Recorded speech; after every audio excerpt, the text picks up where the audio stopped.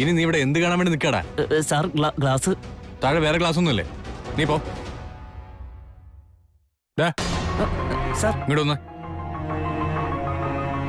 തൃശ്ശൂലോടെ ഇതുവരെ വന്നിട്ടില്ല സാർ. അവൻ ഇവിടെ വന്ന ആ നിമിഷം തന്നെ എന്നെ ഒന്ന് കാണാൻ പറഞ്ഞു കേട്ടോ. ഓക്കോ. എന്ത് കാര്യം ഏൽപ്പിച്ചാലും പെട്ടെന്ന് തീർക്കാറുള്ള തൃശ്ശൂല് ഈ കാര്യത്തിൽ മാത്രം എന്താ ഇത്രയും സമയം എടുക്കുന്നത്? കോൾ ചെയ്തവൻ പിക്ക് ചെയ്യുന്നുമില്ല.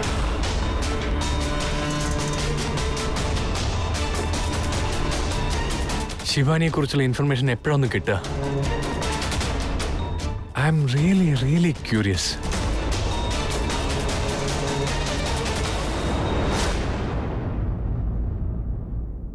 മധു, മധു, ഒരു ഗ്ലാസ് വെള്ളം കൊണ്ടുവാ.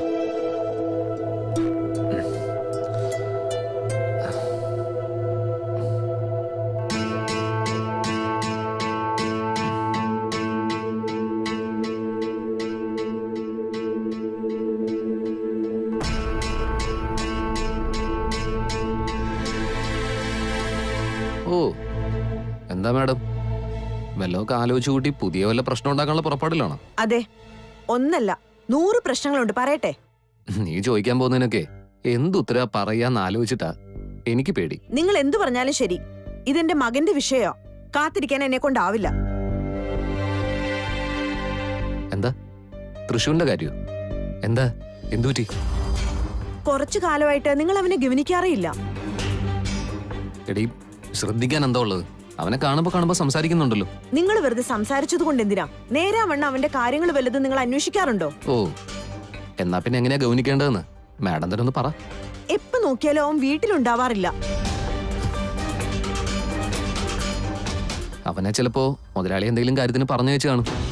ഞാൻ എന്തെങ്കിലും ചോദിച്ചാ അവൻ ഒരു ഉത്തരവും തരാറില്ല. ഇത്തരം ചെറിയ കാര്യങ്ങൾക്കൊക്കെ നിന്നോട് എന്തുത്തരം പറയുമെന്ന് വിചാരിച്ചിട്ടായിരിക്കും. ഞാനൊരു പൊട്ടിയെ പോലെ വെറുതെ ചോദിച്ചോണ്ടിരിക്കുക. മുതലാളി പറഞ്ഞു വിട്ടായിരിക്കൂടി. മതി, ഒന്ന് നിർത്താമോ? ഞാൻ എപ്പോഴെങ്കിലും നിങ്ങളോട് നമ്മുടെ മകന്റെ കാര്യം പറഞ്ഞോണ്ടിരിക്കുമ്പോ നിങ്ങളാണെങ്കിൽ മുതലാളി ഇങ്ങനെ ടേപ്പ് റെക്കോർഡർ പറയുന്നത് പോലെ പറഞ്ഞോണ്ടിരിക്കുവാണ്. സത്യം പറഞ്ഞ ആ ഗ്ലാസ് കൊണ്ട് നിങ്ങളുടെ തലയ്ക്കൊന്ന് തരാൻ എനിക്ക് തോന്നുന്നത്. ആദ്യം ഞാൻ പറയുന്നത് നിങ്ങളൊന്ന് കേക്ക്. ശരി, പറ. അവനിപ്പൊ പണ്ടത്തെ പോലെയൊന്നുമല്ല. എപ്പോ നോക്കിയാലും എന്തെങ്കിലുമൊക്കെ ഇങ്ങനെ ചിന്തിച്ചോണ്ടിരിക്കുക. അത് എന്താ ഏതിനാ എന്നൊക്കെ ഒന്ന് അറിയണ്ടേ? അതെ, അവൻ എന്തെങ്കിലും ജോലിക്കാരെ ആലോചിച്ചിരുന്നതായിരിക്കും. നീ അത് വെറുതെ തെറ്റിദ്ധരിച്ച് എന്നോട് ഒന്ന് പറയുമ്പോ കുറച്ചുകൂടി പെരുപ്പിച്ച് കാണിക്കും. ഞാനൊന്നും പെരുപ്പിച്ച് കാണിക്കുന്നില്ല. എന്തായാലും അവൻ എന്തോ പറ്റിയിട്ടുണ്ട്. അത് നമ്മളോട് അവൻ പറയുന്നില്ലെന്ന് മാത്രം. നമ്മളത് കണ്ടറിഞ്ഞ് തിരുത്തുവല്ലേ വേണ്ടത്? നോക്ക്, അവന് തൽക്കാലം ഒരു കുഴപ്പമില്ല. അവന്റെ കാര്യം ഒന്ന് നോക്കിക്കോളും. നീ വെറുതെ ഓരോന്ന് ആലോചിച്ച് കൂട്ടി നിന്റെ തല മുണ്ണാക്കാൻ നിൽക്കണ്ട. എനിക്ക് നല്ല ക്ഷീണമുണ്ട്, ഞാൻ ഒന്ന് കിടക്കട്ടെ.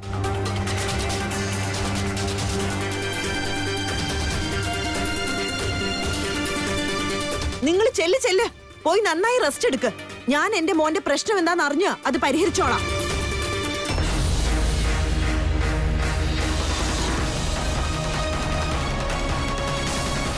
എന്താ മാഡം, എന്തായി പറയുന്നത്? നിങ്ങൾ ആരാ നിങ്ങളുടെ വിചാരം? നിങ്ങളുടെ പുറകെ ഞാൻ എത്ര നാളായിട്ട് നടക്കാന്നറിയോ?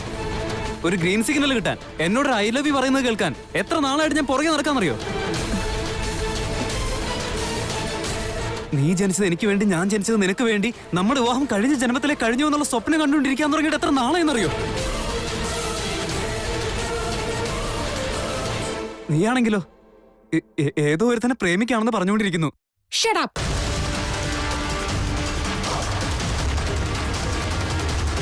ഷട്ടപ്പോ? ആരാണോ അവൻ ഈ ഷട്ടപ്പ്? നിങ്ങൾ ഈ നാട്ടിൽ കാലുകുത്തി ആദ്യമായിട്ട് കണ്ടപ്പോ തന്നെ എന്റെ സ്വന്തമാണെന്ന് കരുതി എന്റെ മാത്രമായി ഫിക്സ് ചെയ്ത് വെച്ചിരിക്കുകയും ഞാൻ. ഫിക്സ് ചെയ്യാനോ? ആ, ഫിക്സ് ചെയ്തു. എനിക്ക് നിങ്ങളെ ഒരുപാട് ഇഷ്ടോ. ഒന്നും മിണ്ടാതിരിക്കോ? അതെങ്ങനത്തെ ഇഷ്ടമാണെന്ന് ചോദിക്കും മാഡം, മനസ്സിലാക്കി തരാൻ ഞാൻ. നിർത്താനല്ലേ പറഞ്ഞ?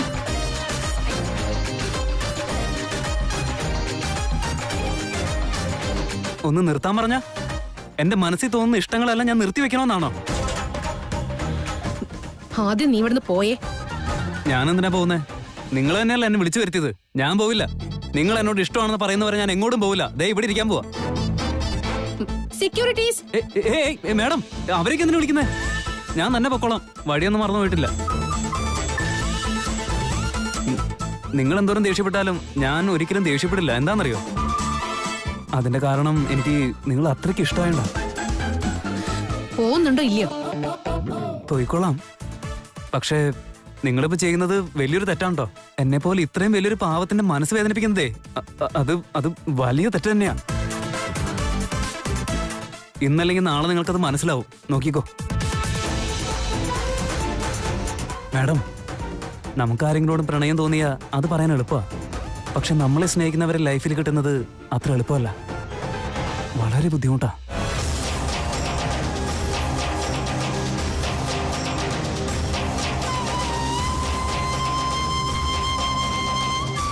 എനിക്ക് നിങ്ങളെ സ്നേഹിക്കാൻ കഴിയില്ല. എന്തു പറ്റി? കാരണം എന്താന്ന് വെച്ചാ എന്റെ മനസ്സിൽ എനിക്ക് വേറൊരു കുട്ടിയോട് ഇഷ്ടമുണ്ട്.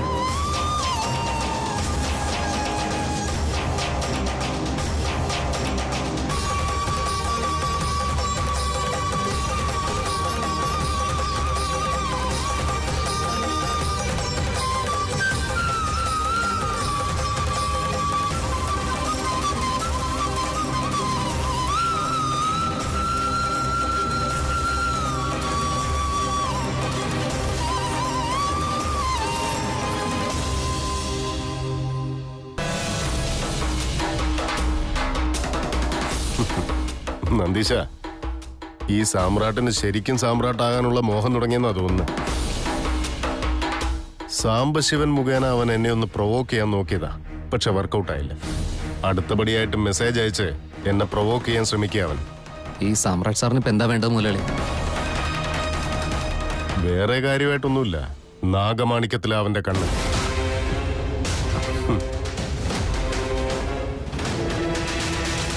എന്താ മുതലാളി, അവരിങ്ങനെ എപ്പോഴും വന്ന് ചോദിക്കുമ്പോഴൊക്കെ എന്തുമാത്രം പൈസയാ കൊടുത്തത്?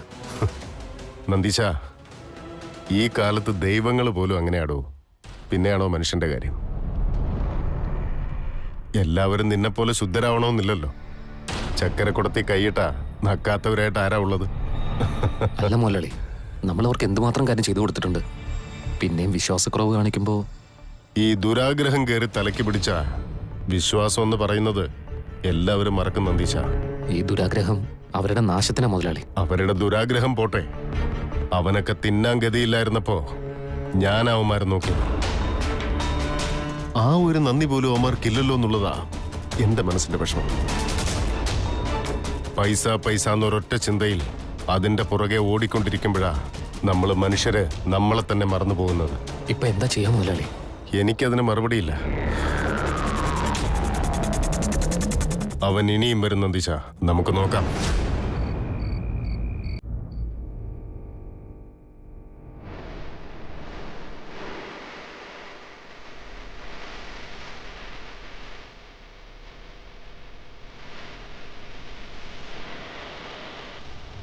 ബോയ് ഫ്രണ്ട് ആകണമെന്ന് ആഗ്രഹിച്ച് അങ്ങോട്ട് ചെല്ലുമ്പോ ഓൾറെഡി എനിക്കൊരു ബോയ് ഫ്രണ്ട് ഉണ്ടെന്നൊക്കെ പറഞ്ഞാ അതെങ്ങനെ സഹിക്കാൻ പറ്റാ? എന്റെ ഹൃദയത്തിൽ ഒട്ടും താങ്ങാൻ പറ്റുന്നില്ല. ആയിരം കത്തികൾ എന്റെ നെഞ്ചിൽ കുത്തിയിറക്കുന്ന പോലെയാ. അവൾ NRI ആണെന്ന് അറിഞ്ഞപ്പോ തന്നെ സ്വയം മനസ്സിലാക്കേണ്ടതായിരുന്നു ഞാൻ. അവൾക്ക് ഓൾറെഡി ഒരു ബോയ് ഫ്രണ്ട് ഉണ്ടാവുമെന്ന് മനസ്സിലാക്കണമായിരുന്നു. തെറ്റുപറ്റിപ്പോയി, ഒരിക്കലും പൊറുക്കാനാവാത്ത തെറ്റ്. ഞാനിനി എന്റെ ഹൃദയത്തിനെ എങ്ങനെ സമാധാനിപ്പിക്കും?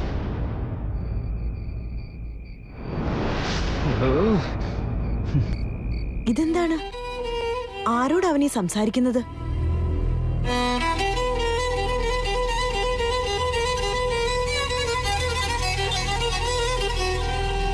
തൃശൂൽ, തൃശൂൽ, വാതിൽ തുറക്ക്.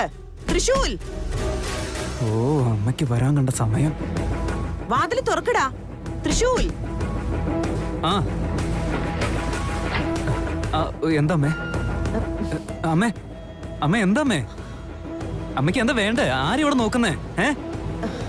അമ്മേ, എന്താ പറ്റിയെന്ന്? നീ ആരോടെ ഇവിടെ സംസാരിച്ചോണ്ടിരുന്നത്? സംസാരിച്ചെന്നോ? ഞാൻ ആരോട് സംസാരിച്ചില്ലല്ലോ. നീ സംസാരിച്ചത് പുറത്ത് കേട്ടല്ലോ. ഫോണിലാണോ സംസാരിച്ചത്? ദേ അവിടെ ഇരിക്കുന്ന ഫോൺ, ദേ ആ കിടക്കുന്ന ടേബിളിൽ ഇരിക്കുന്നുണ്ട് ഫോൺ. എന്തിനാണ് ഈ ഒറ്റയ്ക്ക് സംസാരിക്കുന്നത്? മോന് പ്രശ്നമൊന്നുമില്ലല്ലോ? ഉറക്കത്തിലെങ്ങാനും എന്തെങ്കിലും കണ്ട് പേടിച്ചു എന്റെ മോൻ? ഇല്ല, അങ്ങനൊന്നും ഇല്ല എന്റെ അമ്മേ. അമ്മ ഒന്ന് പോയേ.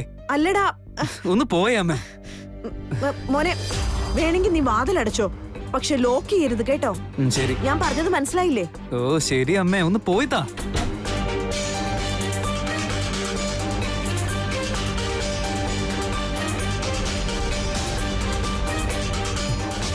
എന്റെ ഫസ്റ്റ് ലവ് സ്റ്റോറി തന്നെ ഫ്ലോപ്പ് ആയി പോയല്ലോ. ഞാൻ ഇഷ്ടപ്പെടുന്ന പെൺകുട്ടിക്ക് വേറൊരാളെ ഇഷ്ടമാണെന്ന് അറിയുമ്പോ ആ ഒരു അവസ്ഥയുണ്ടല്ലോ. ദൈവമേ, എന്നോട് എന്തിനാ ഇങ്ങനെ?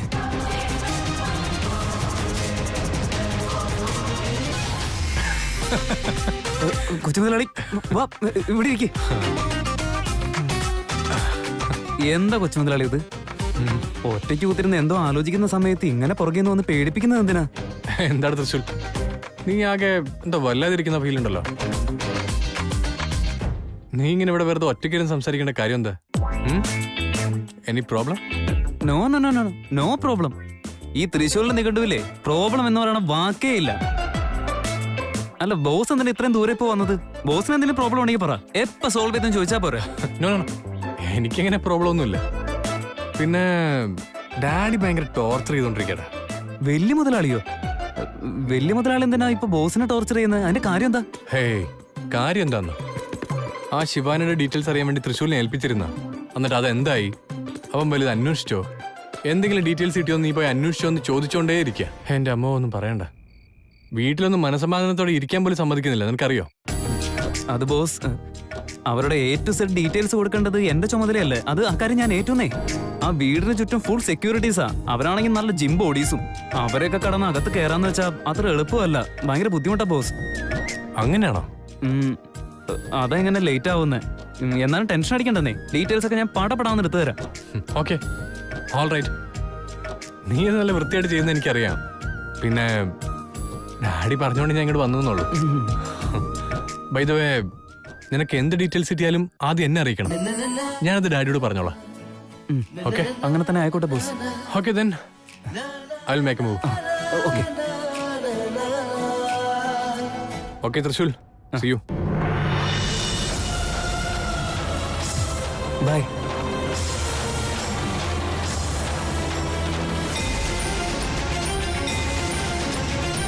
അയ്യോ ദൈവമേ, അവൾക്ക് വേറെ ബോയ് ഫ്രണ്ട് ഉണ്ടെന്ന് എപ്പോ അറിഞ്ഞു ആ നിമിഷം മുതൽ എന്റെ മനസ്സ് മുഴുവൻ ബ്ലോക്ക് ആയിരിക്കാണല്ലോ. ഇനി എങ്ങനെയാ ഞാൻ അവളെ ഫേസ് ചെയ്യുന്നേ? എങ്ങനെ ഇപ്പൊ മീറ്റ് ചെയ്യാ?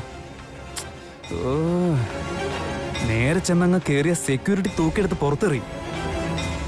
എന്തപ്പ ചെയ്യാ?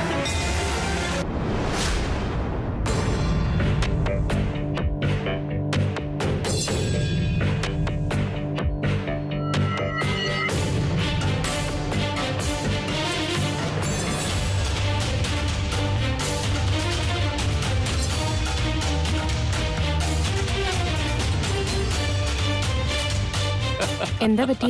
നീ എന്തിനാ അവനെ നോക്കി ഇങ്ങനെ ചിരിക്കുന്നേ? ഞാൻ ചിരിച്ചത് അവനെ നോക്കിയല്ല ചേച്ചി, ചേച്ചിയെ നോക്കിയാ. എന്നെ നോക്കിയാ ചിരിച്ചെന്നോ? അല്ല, അളിയന്റെ കൂടെ എപ്പോ നോക്കിയാലും അവനുണ്ടാവും. ഇനി രാത്രിയിൽ അളിയൻ നിന്റെ കൂടെയാണോ അതോ അവന്റെ കൂടെയാണോ എന്നോർത്ത് ചിരിച്ചു പോയതാണേ. നീ എന്തൊക്കെയാ പറയുന്നേ?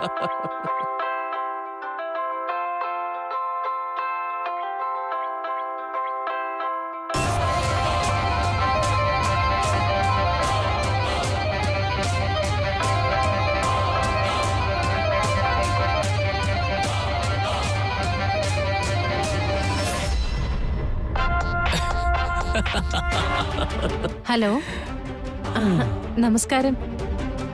സുഖായിരിക്കുന്നോ? എനിക്ക് കുഴപ്പമൊന്നുമില്ല. അവിടെ എല്ലാരും എന്ത് പറയുന്നു? ആണോ? എവിടെയുണ്ട്? കൊടുക്കാം, ഒരു നിമിഷം.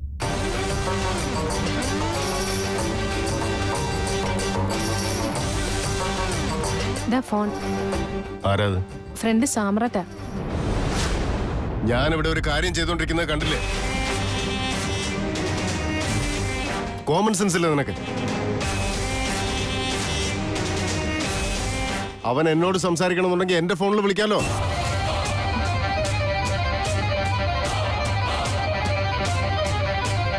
കണ്ടവന്മാരോടൊക്കെ ഫോണിൽ സംസാരിച്ചോണ്ടിരിക്കാൻ എനിക്കിപ്പോ ടൈമില്ല. കൊണ്ടുപോ.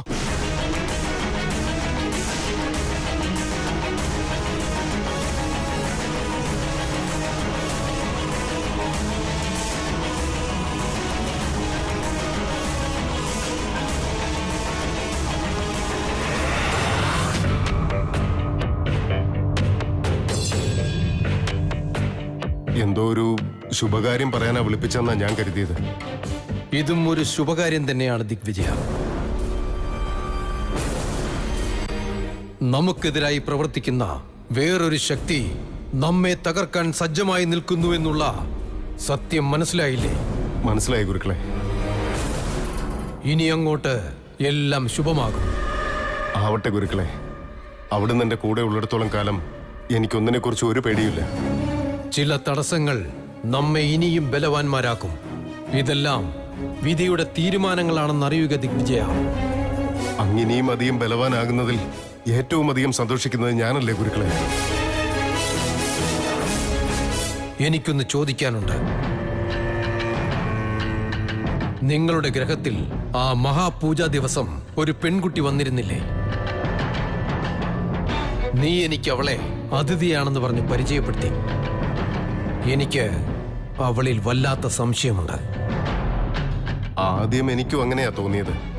അതുകൊണ്ടാ എനിക്കറിയാവുന്ന രീതിയിലുള്ള പരീക്ഷണങ്ങൾ നടത്തിയത്. എന്തു പരീക്ഷണമാണ് നീ നടത്തിയത്? അത് ഗുരുക്കളെന്ന് പറഞ്ഞതുപോലെ അവൾ നാഗകന്യക തന്നെയാണെങ്കിൽ അവൾക്ക് ഈ വീട്ടിലേക്ക് പ്രവേശിക്കാൻ പറ്റില്ല.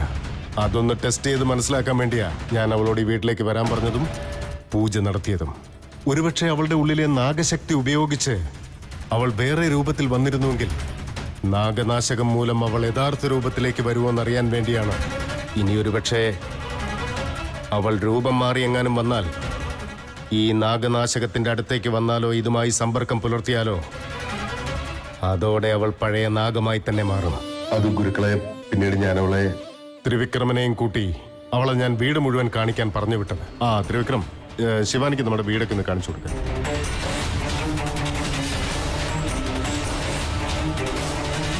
അവള് നാഗനാശകത്തെ സ്പർശിച്ചിട്ടും നാഗമായി മാറിയില്ല. അതുകൊണ്ട് ഗുരുക്കളുടെ മാന്ത്രിക മണ്ഡലം മറികടക്കാൻ കഴിയുമോ എന്നറിയാനാണ് ഞാൻ അവളെ വിളിച്ചത്.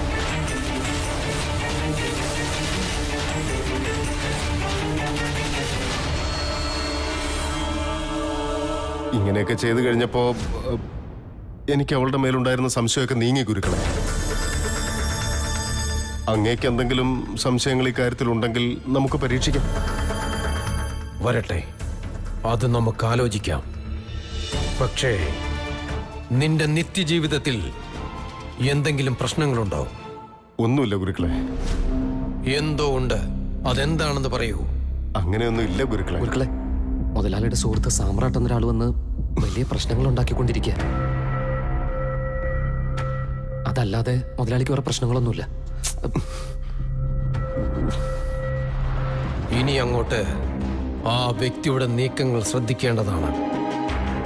ശ്രദ്ധിച്ചോളാം ഞാൻ. ബാക്കിയെല്ലാം എനിക്ക് വിട്ടേക്ക്. നിങ്ങൾ പൊയ്ക്കോളൂ. ആയിക്കോട്ടെ. വിജയ് ഭവ.